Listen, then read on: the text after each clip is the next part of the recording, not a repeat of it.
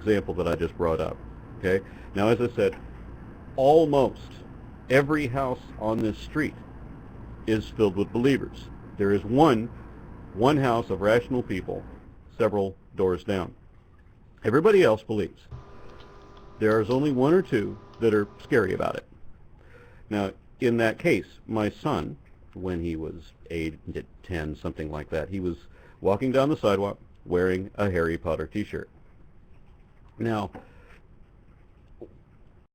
the family that saw him, the kids that saw him, gave him hell about wearing a Harry Potter t-shirt because Harry Potter was of the devil, and they start coming out and talking to him about this, and this woman said, well, aren't you afraid of going to hell? Or words to that effect. And he said he didn't believe in God. He was being honest. She asked him the question. He answered it. Don't you believe in God? He answered, and she treated it like a medical emergency. She ran into the house calling her husband's name, and he came running out as if there's a heart attack on the sidewalk. He comes out, and he's got a Bible in his hand. Now, this is the moment when I step out in the front yard because I want to know where my little boy is. I see my neighbor, skinhead neighbor, holding a Bible against my son's head, pounding it against his head, literally. And I knew what he was saying, even from that distance, even though I couldn't hear him. I start up, he sees me coming, he's in the house. My son, no, this is a scary guy. He's a good deal smaller than me, but if you see this guy, whoa, he's not one of these people you want to be near, because he's, to be quite blunt, he's batshit crazy. So, I asked him, I asked my son, what did he say when he had the Bible up against your head? And my son said, I rebuke thee, I rebuke thee, I rebuke thee. I rebuke Harry Potter with my magic book of spells. Now, they were not going to talk to me directly. They allowed me to speak to one of our neighbors who was able to speak to me and still speak to them. And this woman asked me, what problem did I have with this man holding the Bible against my son's head and all of this? And I said, well, I just find it remarkable that a grown man in the modern day would believe that a spell like that would work. And of course, these people... I'm sorry to interrupt the story. It's also, if he in any way physically touched him, it's in this country that would constitute at the very least a common assault. I don't know if he physically touched him. Does that work if you do it through a Bible? But see, then it got worse. Yes. Then it got worse because now I go back out a little while later, and my son is up in a tree, and the other kids are throwing rocks at him because he's an atheist. What? So now, once again, the reason I told you the story was to remind you that everybody on the street, everybody in this neighborhood, almost everybody I work with, they're all believers. Most of them are not whack jobs. They're just a few scary ones.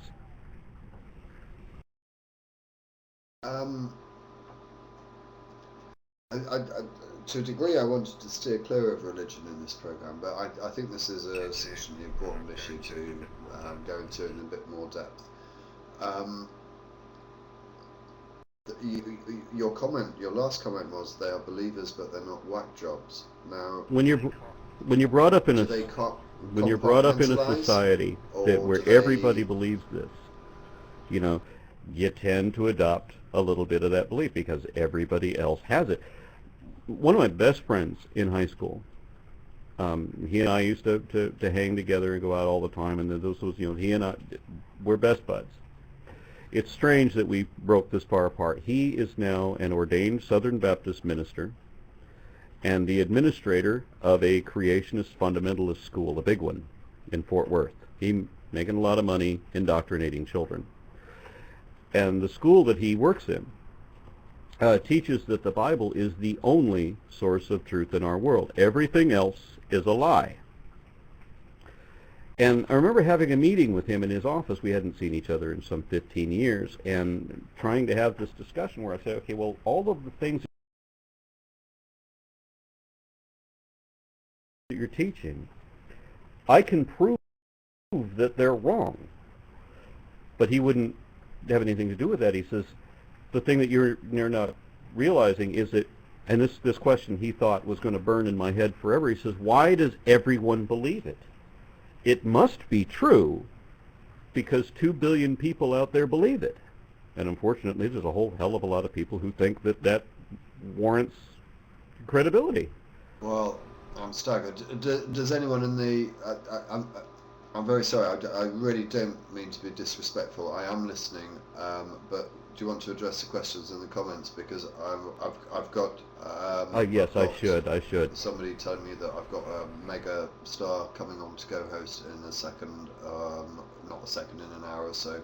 And I need to sort that out. So by the way, if somebody... you mind, as I say, I don't mean to be disrespectful to you, but I just need to sort out these messages because they're getting confusing for me. Thank you.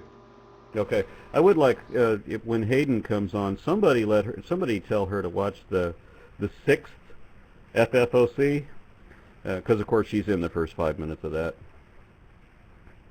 Is she? Okay, let me see what the Doing yes. what? In the sixth foundational falsehood of creationism, I showed how the media was misrepresenting evolution by showing the X-Men and of course the TV show Heroes. Right. Yeah, which obviously she's in. All right, let me see what else. I'm gonna take some of the questions from the panel if I can see them.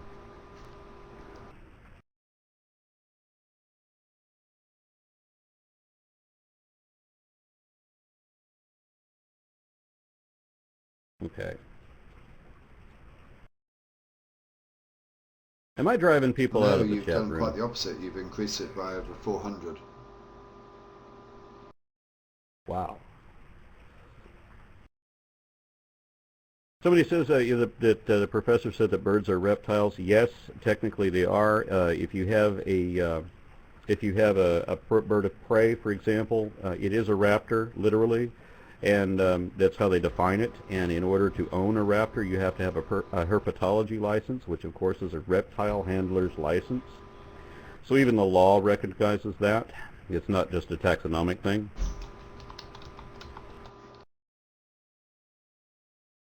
I do not have friends that are fundies. Oddly enough, almost all of my friends, almost all of them, believe in a god of some sort, which I think is strange. Some of them are Christian, moderately. Some of them are a lot of them are deist. Probably don't even know that because we don't really talk a lot about religion. But it's strange that I only know 1 or 2 other atheists.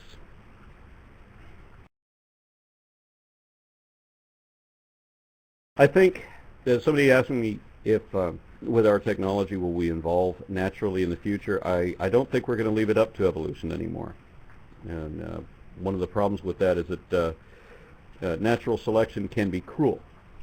And natural selection is often inhumane in the way that it weeds people out. But while we may find ways of supporting the lives of people who would not have survived in a natural setting, we also have ways of ensuring that people are born more capable, so that we have artificial selection. If anybody had seen the movie Gattaca, that's very similar to what I'm talking about now, where we can bioengineer ourselves quite effectively both before and after we're born. I mean, that's something that we discussed on an earlier program, and I think we came to we didn't concur. My view was that we would destroy ourselves, which I don't think was a view that you shared. But given the fact that 99.8% of all species that ever existed are now extinct, we have the arrogance to think that we're going to survive for... We're going to be the next passenger pigeon. For those of you who don't know, once upon a time, only about 100 years ago, 1 out of 4 birds in the world were passenger pigeons. They were the most prolific species of bird that ever existed. And in a period of about 20 to 30 years, due directly because of humans, they are entirely extinct. They were wiped out in a couple of decades by us. And we're going to be much more efficient at wiping ourselves Well, cell phones. that's the view that I have. Um, I don't think our extinction is going to come around by way of some pandemic. I think it's going to be because we're going to end up nuking each other to death.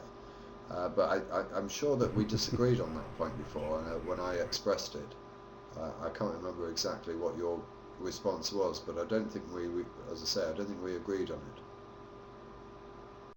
it. Mm. Okay, well, I don't think it's going to be nuclear. I think it's going to be something else, and it may well be our complete disregard for the environment. But, I mean, eventually we're going to be extinct, whatever does it. You know, we're not going to exist forever, period. If we know the sun isn't going to exist forever, and neither is the earth, and certainly neither are we. Well, there's that, and I genuinely believe as well that this